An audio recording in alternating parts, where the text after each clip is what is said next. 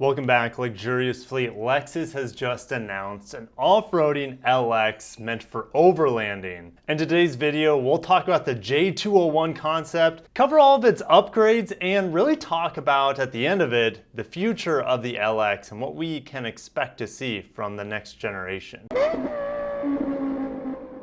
And Lexurious Fleet, I wanted to thank you for 70,000 subscribers. We're just that much closer to 100,000, and I can't thank you enough. Please subscribe if you're not already, because you don't want to miss my upcoming coverage, especially my reviews coming up. I have a 2021 Acura RDX A-Spec sitting in the driveway. Over at the Lexus newsroom, Lexus J201 concept crafted for the most salient retreats, and it's gorgeous looking. We'll go over all the upgrades in a little bit. Let's just look at the basis here. It is based on the venerated LX 570, of course, and J201 enables extraordinary retreats through curated enhancements. Now, they've teamed up with overlanding experts Expedition Overland, and heading over to their website, it's super professional. They have an incredible YouTube channel. Guys, these guys make movie quality documentaries.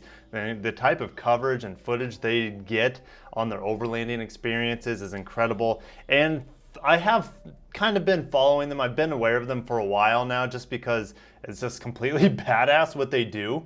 And Lexus was very, very smart to team up with these experts, because a lot of people know that Toyota and Lexus vehicles are extraordinarily reliable. They're the best vehicles for overlanding, and these guys are the best ones to team up with to create such a special edition vehicle. And this will debut at the 10-day long Rebel Rally on October 8th with defending champions Rochelle Croft and Taylor Pauly behind the wheel. Now, the press release talks a lot but doesn't really say anything. Typical, Japanese automakers, they love to describe the essence of things without really explaining anything. So we're going over to their guest kit on this J201 concept vehicle. And keep in mind, this is a concept, just like the GXOR was a concept. The GX, they've came out with two GXOR concepts. Both off-roading overlanding vehicles like the LX, but this is the first time we've seen on the LX, and again, we haven't really seen Lexus do anything with it.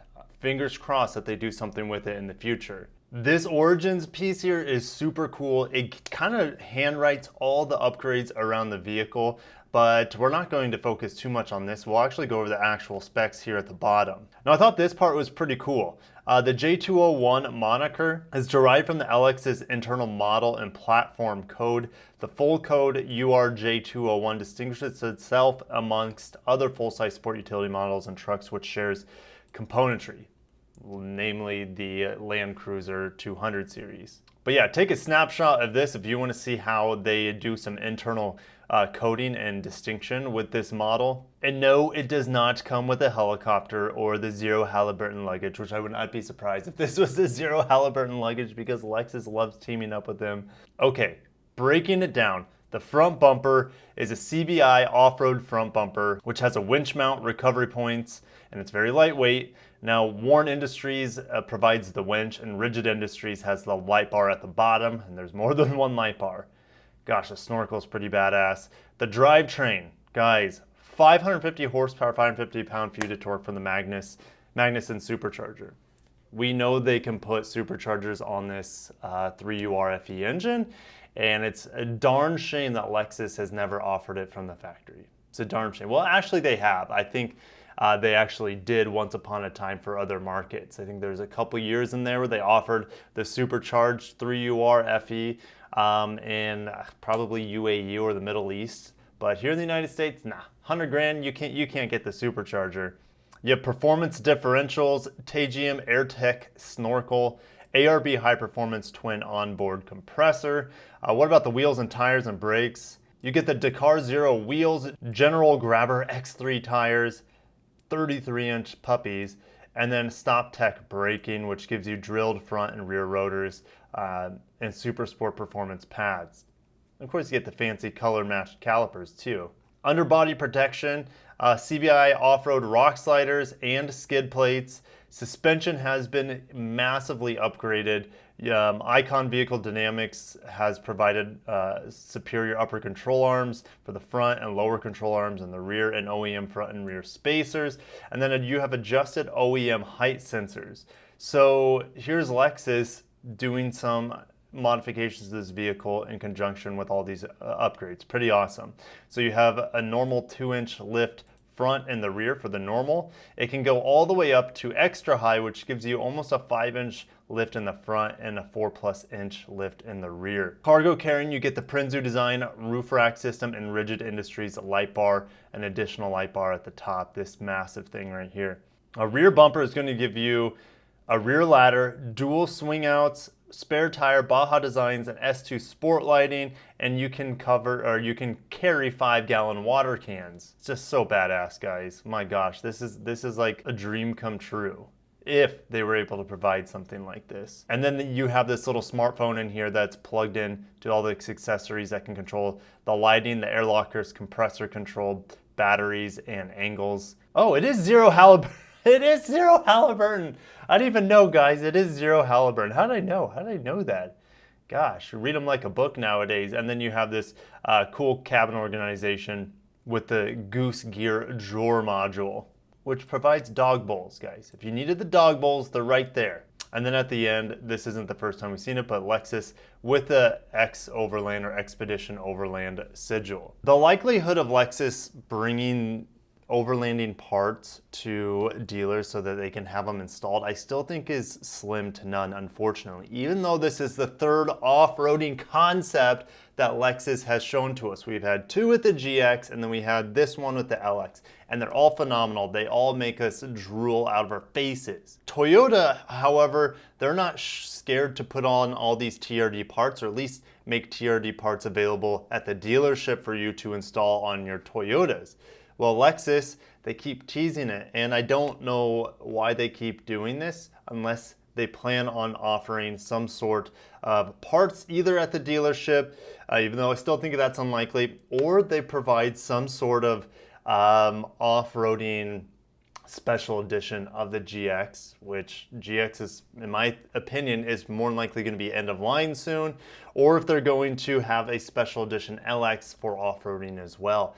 And it's so difficult to say what Lexus is thinking behind all this. Yes, it provides a little bit of press for them, a little bit of excitement about their vehicles, and not only are they extremely luxurious and reliable, but they can be taken around the world and take a beating and still run for several 100,000 miles after that. But if they were to team up with X Overland to actually provide special factory OEM Lexus models, maybe call it Overland models or whatever, it would be incredible. The thing is, I just don't see Lexus doing it with how conservative they are. I still can't believe they've even provided 2 off-roading concepts, but they know that there's a huge aftermarket for it, but what they're going to do about it is a complete mystery. If you guys have an idea of what Lexus should do with overlanding equipment, TRD-like accessories for the Lexus LX and GX, put it in the comments. I have no idea what they plan on doing with this, if it's anything at all. But since I have you guys here, we're on the topic of the LX. We all love the LX, there's no doubt about it, but it's ancient and it hasn't had even a dust of updates since 2016 when they had that really big refresh. You still can't even get Apple CarPlay or an Android Auto on a $106,000 luxury SUV. So what is the next LX? When can we expect it, etc.? Well, I'll do my best to take a stab at it. If you're new to the channel, some of this might be new to you. If you've been here for a while, it's gonna be a little bit of the same things I've talked about before, but it's fun to talk about it anyways because we all love the LX. LX 600, that is 100% what it's gonna be called, okay?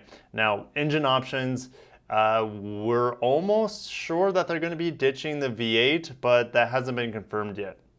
So if they do ditch the 5.7 liter 3UR FE legendary V8, they're going to put in the twin turbo V6 that we see in the LS 500. It is obviously smaller displacement, 3.44 liters, but it actually has more power and more torque, about 440 plus foot-pounds of torque and about 416 horsepower compared to about the 400 horsepower and pound-feet of torque with the V8, and it would be more efficient. Currently, the LX only has an 8-speed transmission. It's a pretty good one, however, but yeah, a 10-speed is likely to be on the way. There is a chance that they could also port over the hybrid that we're going to see in the Tundra, etc., which is going to still, in theory, use that twin-turbo V6, add electrification to it, with a physical drive shaft. So it's going to be a more traditional hybrid that we see in the German and Hyundais, where there's the engine and then that connects right to an electrical motor, which then connects to the transmission. That's my understanding of it anyways. I'm not an engineer by any means, but I might as well talk about the TNGF powertrains here. We could see the LX 600 hybrid, or whatever they decide to call it, have this 3.44 liter twin turbo V6 with 420 horsepower from the engine, like I just said, and then we would have a really strong electric motor connecting to the transmission, assisting that gasoline turbo engine, and then you get a combined almost 500 horsepower and about 535 pound-feet of torque. It could tow quite a bit, and your miles per gallon is going to skyrocket. Currently, the LX gets like 13 miles per gallon. If we can get even the conservative hybrid here, ideally this more bumped up hybrid with a larger electric motor with 550 horsepower, similar to this Overland supercharged V8, we're getting about that much horsepower, but a lot more torque, way better fuel economy. Now, we know Lexus is probably going, and Toyota for that matter, is going really, really hard with plug-in hybrids before they go fully electric. I just think that's the way they're going.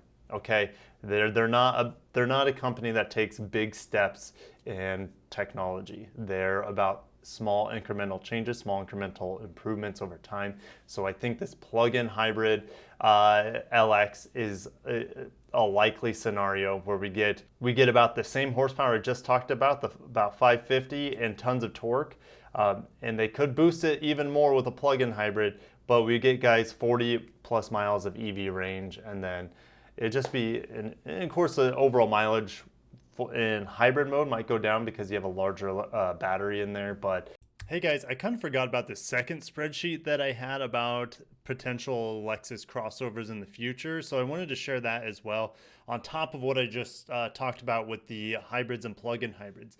Now, they could be working on twin turbo V8, so the second engine that they could put in the next LX, and who knows what they call it, LX 800, who knows, right? But 650 horsepower from that twin turbo V8, 4 liters. And then they could also throw in a plug-in hybrid of it, getting about 750 horsepower. Lexus being ultra conservative, who knows if something that radical would ever come. But with how fast electrification has taken over pure EVs and how powerful they are, they would need to be able to compete until they feel like they're ready for full electrification, and plug-in hybrid is the way to go. At least I think that's where they're going. So I wanted to share that real quick, but let's get back over. If they're able to keep prices around $100,000 for the upcoming LX 600, I think that would really, really keep it relevant, especially if they're going to hybridize it. I would like to see a standard hybrid on the LX 600. I don't think they're going to do it because the trademark that we have is LX 600. We don't, that I know of, we don't have an LX like 650H or a 750H plus or something for the plug-in hybrid. But guys, there's a lot more news that I could cover today with the Infiniti QX60 being spied, and Hyundai with their Ioniq brand potentially bringing some really, really affordable EVs in the near future. But I can probably save that for tomorrow and dive further into that. But whenever I have Lexus news, I know you guys love it, and I know you guys just, we can't get enough of it, right? Because Lexus really doesn't give us anything. Anytime we can get a small morsel to chew on, I can make a 20-minute video on it, even though this one is before editing is about 20 minutes. So guys, if you made it this far into the video, please hit the like button. That helps me out so much with the YouTube algorithm. I'll catch you guys in the next video. Tomorrow, like I said, unless something bigger comes out, we'll be talking about the QX60 and Infiniti in general, because we got quite a bit of information on the future of Infiniti. And there's just tons of Genesis and Ioniq and electric news coming from Korea as well. So definitely stay tuned. Hit the like button if you haven't. Subscribe if you're not, guys. I just enjoy so much hanging out with you. And yeah, Acura RDX A-Spec review coming probably within the next week. I just got it last night, so I can't wait to drive it around, take some shots of it, and show you a good time. So I'll see you guys in the next video. Thank you so much for watching. See you in the comments. As always, take care of yourselves and peace out.